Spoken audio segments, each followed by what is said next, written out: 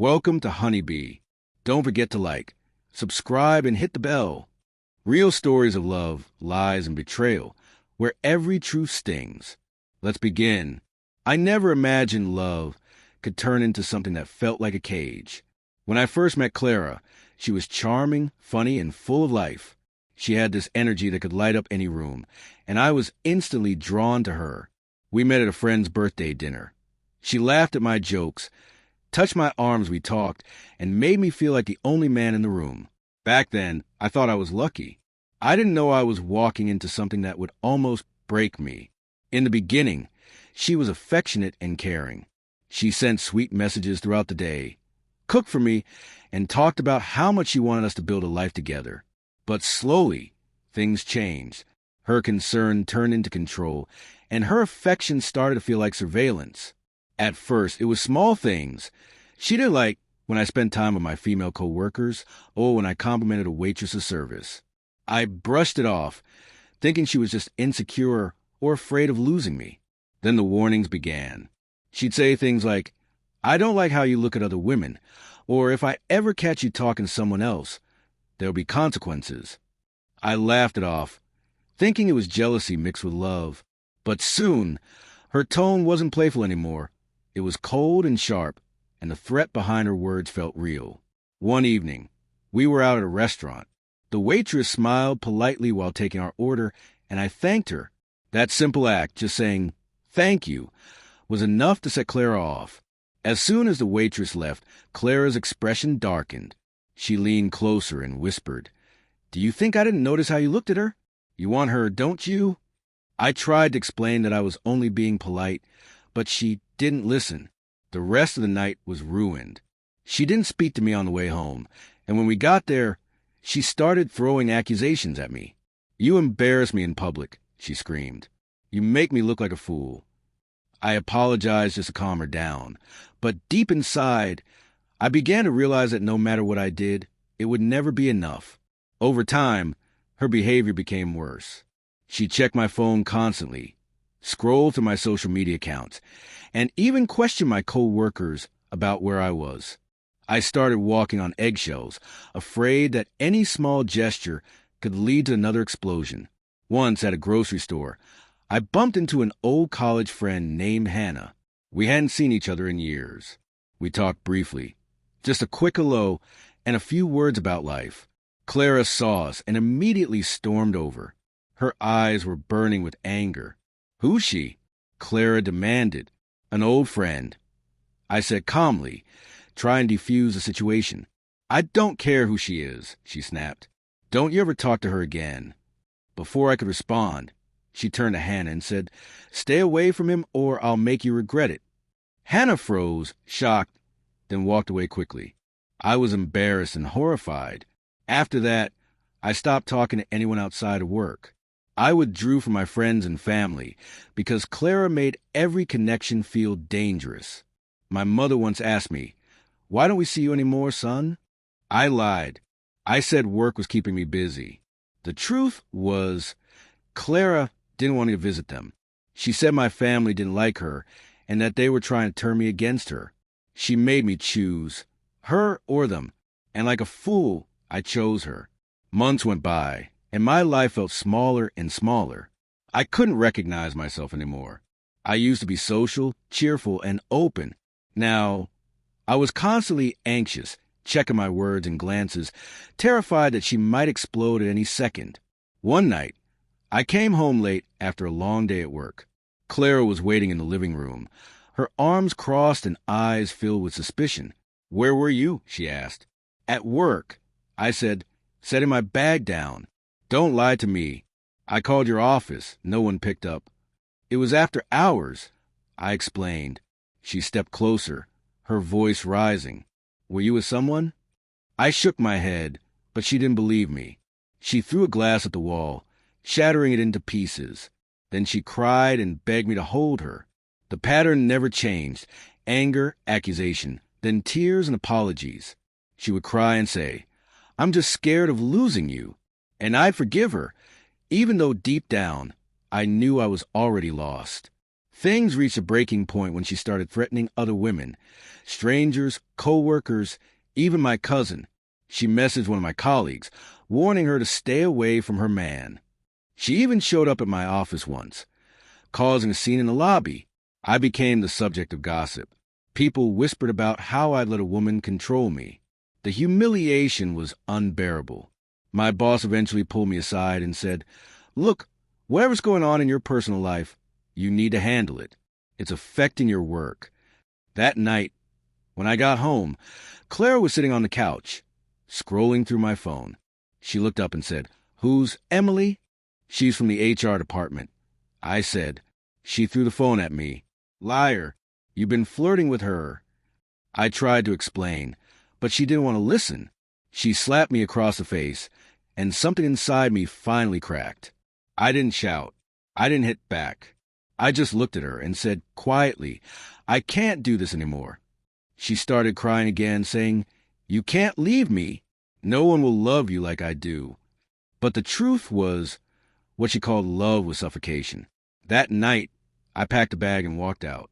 My hands were shaking. My heart was racing. But I didn't look back. For the first time in years, I felt like I could breathe. The days after leaving her were hard. She called me constantly, sent angry texts, and even showed up at my new apartment. When I didn't respond, she began threatening the women I talked to. She sent them messages, warning them to stay away. One of the women she targeted was just a friend from the gym. Clara told her she'd ruin her face if she didn't stop talking to me. That was the last straw. I went to the police and filed a restraining order. I was tired of living in fear. Still, part of me was broken. Every time my phone buzzed, I flinched. Every time a woman smiled at me, I worried she'd be in danger because of me. For months, I stayed single. I focused on healing, on finding myself again. I started going to therapy, learning to rebuild my confidence and self-worth. I began working out again, and that's where I met Mia. Mia wasn't like anyone I'd met before, strong, calm, and confident. She was an MMA fighter, training for an upcoming championship. I admired her discipline and focus. We started as gym buddies, just talking about training routines and nutrition. She never pressured me, never asked too many questions. But slowly we grew closer. Her presence made me feel safe, something I hadn't felt in a long time. Still, when I realized I was falling for her, I hesitated. I told her about my past, about Clara, about how my ex had threatened every woman I even looked at. Mia listened quietly, then smiled softly and said, "You don't have to be afraid anymore." Her words were simple, but they carried weight. For the first time, I believed I could have a normal relationship again, one built on respect, not control. I didn't know it then, but that new chapter with Mia would soon show me what real strength and love look like, and what happens when the past tries to claw its way back. After meeting Mia, my world began to change. It didn't happen overnight, but slowly, the darkness that Clara had left behind began to lift.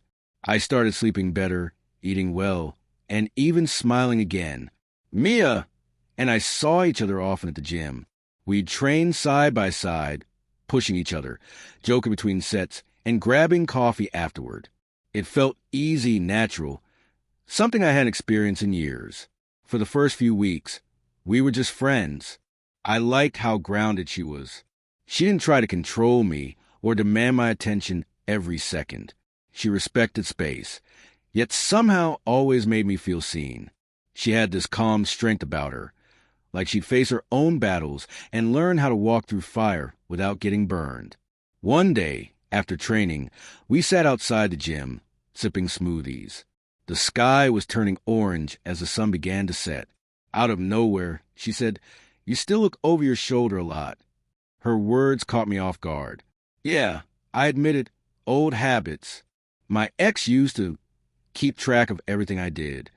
Mia nodded slowly, not judging, just listening. "You don't owe me details," she said gently. "But just so you know, you don't have to be scared here." That simple statement hit deeper than I expected. For the first time, someone didn't pity me or try to fix me. She just understood. We started spending more time together. Movie nights, hiking, cooking dinner at her place. She had this warm apartment filled with plants, motivational quotes, and trophies from her MMA tournaments. There was one quote framed near her kitchen that read, "Peace is not the absence of fear, but the mastery of it." Every time I saw it, I thought about how far I'd come and how much further I still needed to go. But as things between us grew closer, Clara started reappearing in the background like a shadow that refused to fade. It began with messages from unknown numbers. "You think you're safe? You're not. Who's the new girl? Tell her to back off before she regrets it." I blocked the numbers, but new ones kept popping up. My stomach would twist every time my phone buzzed. I didn't tell Mia at first. I didn't want to drag her into the chaos. But one evening, while we were cooking dinner, my phone lit up a message that made my blood run cold. It was a photo of Mia and me leaving the gym together.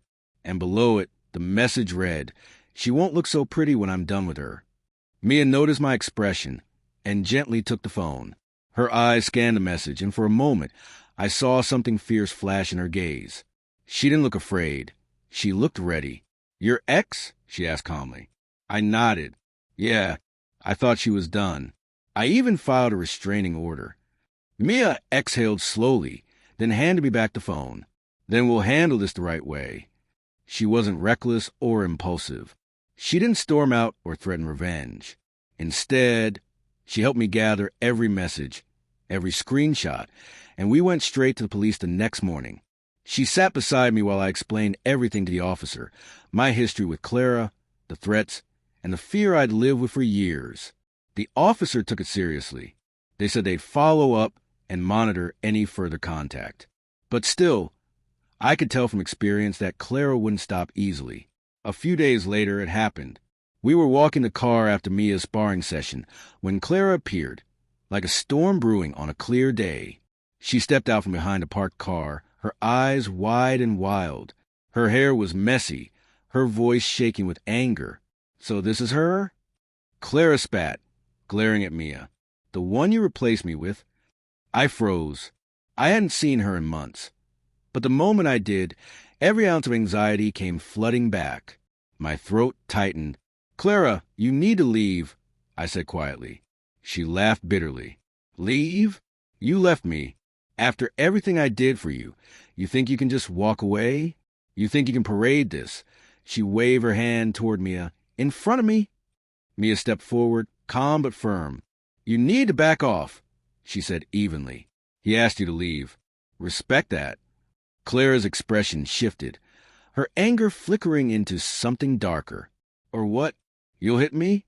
You think because you fight in a cage, you can scare me?" Mia didn't raise her voice. She just stood tall, her tone steady.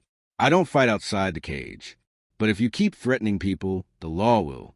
For a second, Clara faltered. Then she lunged toward me, shouting, "You're mine. You don't get to walk away."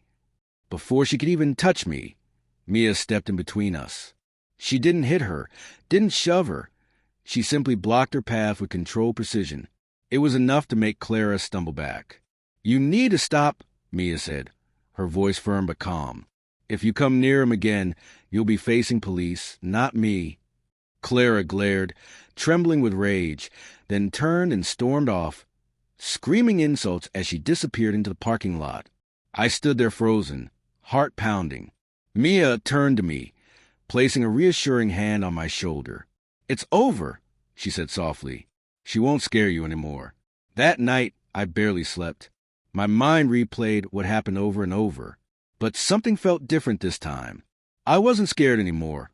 Not because Mia had defended me physically, but because I finally realized I wasn't alone. The next week, the police contacted me. Clara had been arrested for violating the restraining order and making threats. It was the closure I'd been waiting for, the end of a nightmare that had haunted me for years. Afterward, Mia and I took a small trip out of town. We hiked through a quiet mountain trail, far from noise and chaos. At the top, we sat in silence, watching the sun rise. I turned to her and said, "You know, for the first time in years, I don't feel like I'm waiting for something bad to happen." She smiled and replied, "That's because you stopped surviving. You started living." Her words stayed with me. Over the month that followed, our relationship grew stronger. We built it slowly, honestly, without fear or control. I learned what real love looked like. It wasn't possession or jealousy. It was trust, space, and safety.